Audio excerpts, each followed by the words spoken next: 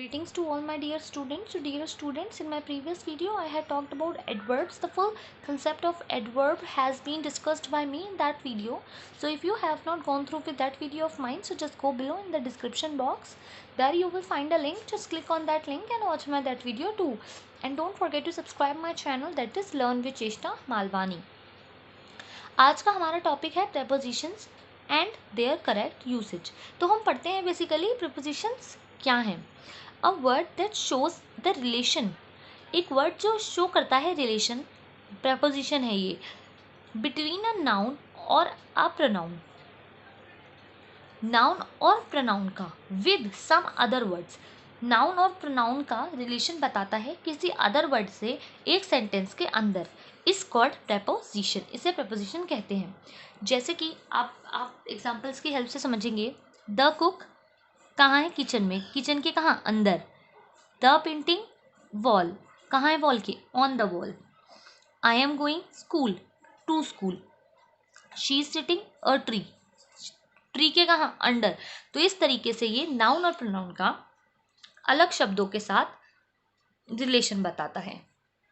अब हम बात करेंगे काइंड्स. प्रेपोजिशन के कितने प्रकार होते हैं? Simple preposition, compound preposition, phrase preposition, double preposition, participle preposition and then simple, not simple, special preposition. ये दोनों एकदम अपोजिट हो गई.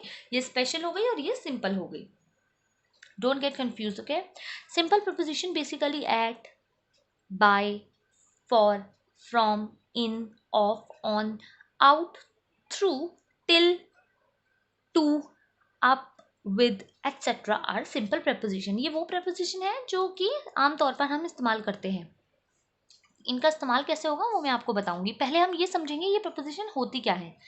Then compound preposition, preposition that are formed by prefixing a preposition to a noun, an adjective or an adverb are called compound preposition. जैसे about, above, across, along, amidst, among, amongst, around, before, behind, below, beneath, beside, between, beyond, inside, outside, underneath, within, without are compound preposition. तो इस तरीके की prepositions को हम compound preposition कहते हैं. Basically ये बता रहे हैं कि ये एडजेक्टिव और एडवर्ब की तरह होती है. जैसे अब मैं बोलूँ कोई चीज़ कहाँ है, तो बिहाइंड, तो ये बता रहा है आपको जगह. तो इस तरीके की प्रपोजिशन को हम कहते हैं कंपाउंड प्रपोजिशन. अब हम बात करते हैं फ्रेज प्रपोजिशन की.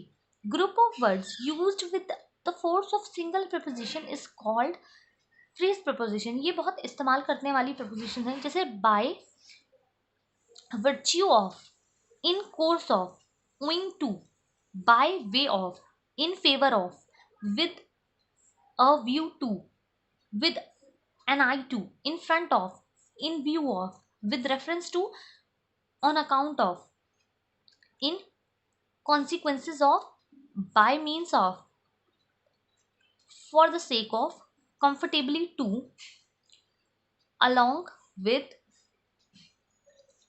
in on behalf of, in regards to, in spite of, in case of, away from. Okay. कुछ और भी हैं.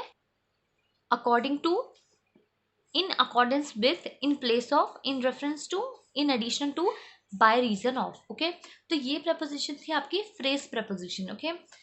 So I hope dear students that you have understood the three kinds of preposition. In my coming video I will going to talk about the leftover kinds.